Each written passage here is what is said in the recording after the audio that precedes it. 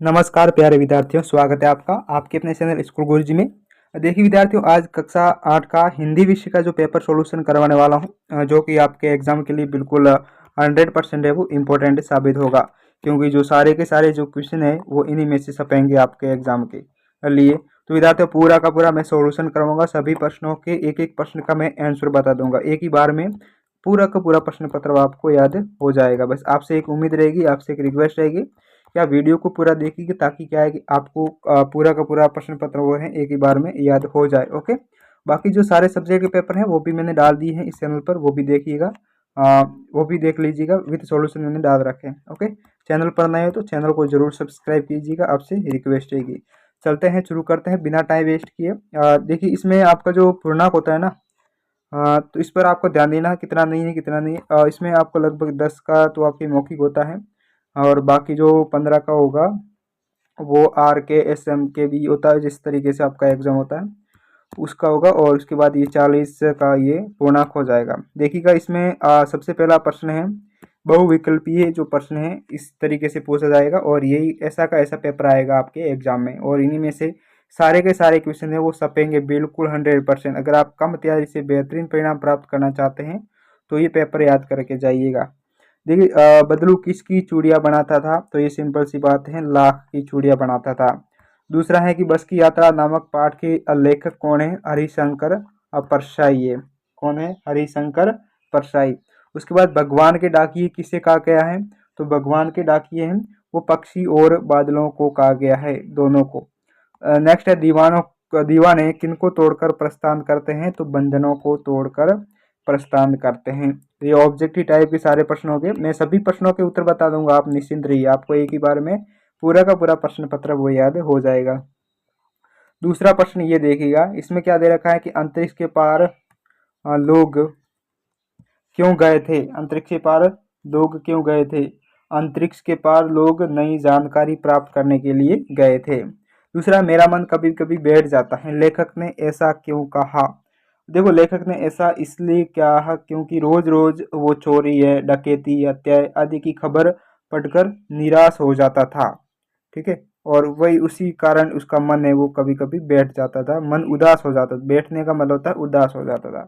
तीसरा है, सुदामा भेंट स्वरूप क्या लाए थे। सुदामा जो भेंट स्वरूप है चावल लाए थे। अगला है, जाऊलाल का मकान कहाँ पर था, तो जाऊलाल का मकान है वो काशी में स्थित था।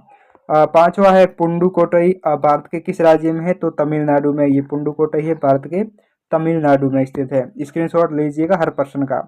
तीसरा प्रश्न ये देखिएगा, इसमें आपका दे रखा है, फर्स्ट दे रखा है, ग्रामीण महिलाओं ने साइकिल चलाना क्यों चुना, क्योंकि वो अपनी स्वाधीनता और गतिशीलता की अभिव्यक्ति के लिए उन्होंने ये साइकिल चलाना चुना था।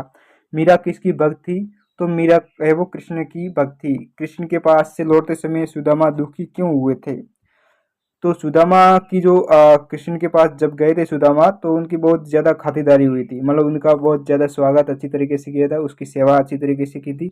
लेकिन जब लौटते वक्त श्री कृष्ण ने उसको कोई सहायता नहीं दी थी। ठीक है, इसलिए उनका मन उदास था कि श्री कृष्ण ने हमें बहुत ज़्यादा आदर दिया, सम्मान दिया और बहुत सेवाएं की, लेकिन मेरी कोई सहायता नहीं की, तो इस वजह से वो दुखी हुए थे। अगला है, लेखक के मन में बस को देखकर श्रद्धा क्यों उमड़ पड़ी, तो बस है वो बहुत ज़्यादा जर्जर थी, बहुत पुरानी थी, बहुत ज़्यादा जर्जर थी, इसी वजह से उसके मन में श्रद्धा उमड़ पड़ी। वीरों के हृदय पर किसका बोझ है और क्यों, वीरों के हृदय पर असफलता का बोझ है। किसका? असफलता का। क्योंकि इतना परिश्रम करने के बाद भी वे देश को स्वतंत्र नहीं करा पाए, इसलिए वीरों के हृदय में ये बोझ है कि हम देश को आज़ाद नहीं करवा पाए। स्क्रीनशॉट लीजिएगा। ओके, ये तीसरा प्रश्न हो गया। आगे वाले प्रश्न देखिएगा, वीडियो को पूरा देखना विद्यार्थियों। आपसे रिक्वेस्ट है कि हमारा मेहनत बेकार न जाए, आपकी भी मेहनत बेकार न जाए, और बहुत बढ़िया स्कोर बने आपका एग्जाम में। ओके, तो देखिए विद्यार्थियों, इसका जो PDF है वो भी आप प्राप्त कर सकते हैं। ठीक है, उसके आंसर नहीं मिलेगा, लेकिन आपको PDF मिल जाएगी, आंसर इस वीडियो में ही होंगे। ठीक है, इस वीडियो को देखने के बाद टेलीग्राम चैनल को जरूर ज्वाइन कीजिएगा, जिसका लिंक इस वीडियो के डिस्क्रिप्शन में दे रखा है। तो टेलीग्राम चैनल को जरूर ज्वाइन कीजिएगा और PDF आपको वहाँ पर मिल जाएगी। ओके, चैनल को जरूर सब्सक्राइब कीजिएगा, और बाकी जो सारे सब्जेक्ट के पेपर हैं वो भी देख लीजिएगा, विद सॉल्यूशन अपलोड कर रखे हैं। चौथा है निम्न के पर्यायवाची शब्द लिखिए। निम्नलिखित के दो दो पर्यायवाची शब्द लिखने हैं आपको। दिन का क्या हो जाएगा, दिवस और रोज। बादल का जलद और मेघ। और अमृत का हो जाएगा सुधा और सोम। चांद का हो जाएगा चंद्रमा और सुधाकर।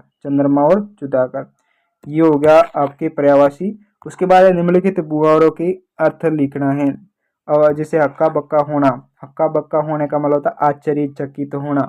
ओके।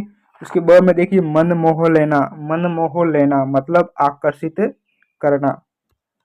ओके। उसके बाद छठा प्रश्न देखिए निम्नलिखित पद्यांश की सप्रसंग व्याख्या कीजिए किसी एक पर। ये अथवा में दे रखा है, इसका मतलब है इसमें दोनों में से किसी एक की आपको सप्रसंग व्याख्या करनी है। बहुत आसान है, आप देख ही लीजिएगा और इसका स्क्रीनशॉट लीजिएगा। अगर स्क्रीनशॉट नहीं लेना तो कोई बात नहीं, आपको पीडीएफ मिल जाएगी इस टेलीग्राम चैनल पर, जिसका लिंक इस वीडियो के डिस्क्रिप्शन में दे रखा है।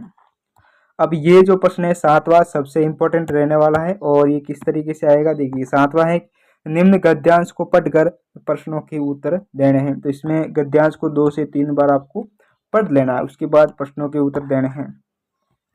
जैसे कि देखिए मान लो अब मैंने इसको पढ़ लिया और प्रश्न पहला दे रखा है कि उपयुक्त गद्यांश का उचित शीर्षक लिखिए।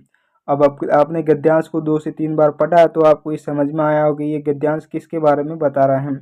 तो यहाँ देखिए शरीर स्वास्थ्य है, मनुष्य के जीवन में सफलता हो सकती है। शरीर स्वास्थ्य यहाँ भी दे रखिए और सफल बना तो शरीर स्वस्थ रखना होगा और इस तरीके शरीर का स्वास्थ्य रहना, शरीर को शक्तिशाली और स्वस्थ बना रखना। इसका मतलब हर जगह शारीरिक स्वास्थ्य पूछा गया है, शरीर से संबंधित स्वास्थ्य पूछा गया है। तो इसका जो हो जाएगा क्या इसका टाइटल मतलब गद्यांश का उचित शीर्षक होगा शारीरिक स्वास्थ्य। ओके। दूसरा है शरीर को शक्तिशाली बनाने के लिए क्या करना चाहिए। तो देखो शरीर को स्वस्थ शक्तिशाली बनाना है तो स्वस्थ रखना चाहिए। शरीर को क्या रखना चाहिए, स्वस्थ। उपयुक्त गद्यांश का सारांश लिखना है आपको। क्या लिखना है, इसका सारांश लिखना है। ओके, ये हो गया। उसके बाद आठवां आप देखिए लास्ट वाला जो प्रश्न है बहुत ज़्यादा इंपॉर्टेंट है। इसमें आठवां देखिए अपने विद्यालय के प्रधान अध्यापक जी को शुल्क मुक्ति हेतु एक प्रार्थना पत्र लिखना है। ये आप तैयार कर लेना, एक शुल्क मुक्ति हेतु और एक और एक्स्ट्रा मैं बता देता हूँ आपको टीसी के लिए। ये टीसी वाला तो हर बार अथवा में पूछा जाता है, तो टीसी के लिए एक प्रार्थना पत्र आप तैयार कर दीजिएगा। उसके बाद विशेषण किसे कहते हैं, विशेषण किसे कहते हैं। देखो जो संज्ञा व सर्वनाम की विशेषता बताते हैं उसे विशेषण कहते हैं। ठीक है।